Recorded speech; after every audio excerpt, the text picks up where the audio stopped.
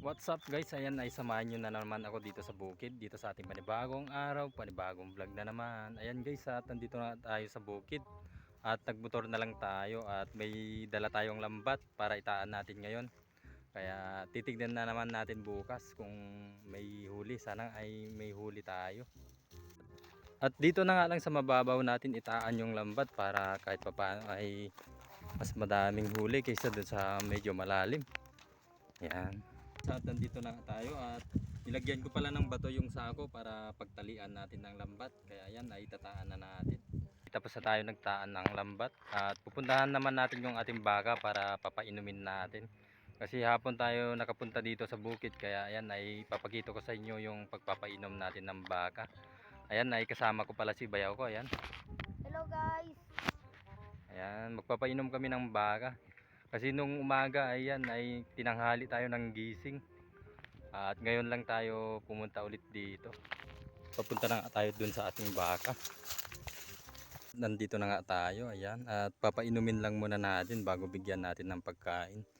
Bali, magdadamo na lang pala tayo mamaya kasi nagsawa sila sa kumpay ng mais.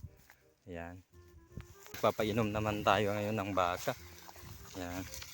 Ayan, kasama ko pala si Bayaw sa pagpapainom ng baka ngayon. Ayun siya guys. Dito na tayo sa ilog at ayan ay sobrang uhaw na uhaw sila. Ayan. Ayun si Bayaw. Uhaw na uhaw yung baka natin. Tapos na tayo nagpainom. Ayan ay makikita mo na busog yung ating alaga kapag nakainom na sila. Naitali na rin natin yung ating baka. At kukuha na muna tayo ng damo. Kasi nagsasawa na sila sa kumpay ng mais. Kaya damo lang muna yung kukunin natin ngayon at bukas ay yung kumpay ng mais. Yan. Mga lods, yung kinumpay natin na damo at bibigay na natin dun sa isang baka. Yan. At pagkukumpay pa tayo ng pagkain ng dalawang baka. At ito lang muna yung unahin natin. Kain na yung baka. At kukuha naman tayo ng pagkain ng dalawang baka natin. Ito na yung nakuha natin na pagkain ng dalawang baka natin. Ayan ay mabilis lang tayo makakuha ng pagkain nila kasi ang tataas ang damo at makakapal pa. Kaya mabilis lang tayo nakakuha ng pagkain ng ating mga baka. At ayan na nga mga lods at binigay na rin natin. Ayan ay sigurado na naman na mabubusog sila. Kasi may pagkain na naman sila na kakainin. Ayan. At dahil nga tapos na naman tayo sa ating mga baka at sisimulan na naman natin yung pagtataraw. At hindi nga tayo nakapagtaraw nung umaga kasi nga tinanghali tayo ng gising. Kaya ayan ay isimulan na naman natin ngayon at pagkabukas na matapos na yun. At nandito na tayo sa ating maisan. Ayan ay sisimulan na naman natin yung pagtataraw. Hindi tayo matapos-tapos kasi mahaba kasi itong maisan natin. Kaya ayan ay medyo natatagalan tayo sa pagtapos dito. Kasi nga nag-iisa lang tayo na nagtatrabaho dito sa ating maisan.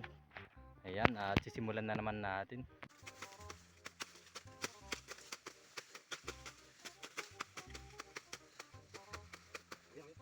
At ayan nga mga lods, yung akala ko na bukas pa natin matatapos to, ayan ay tinapos pala natin ngayon. Ayan, grabe. Ayun pa hanggang doon sa pinakababayan mga lods. Ayan. At buti na lang ay natapos natin ngayon. Kahit pa unti-unti, ayan ay at least may natatapos tayo. Ayan ay tapos na nga tayo dito. Ayan, hanggang doon sa baba mga lods yan. Napakahaba kasi itong maisan natin kaya ayan ay medyo natagalan tayo sa pagtataraw. At ayan na nga ay uwi na kami.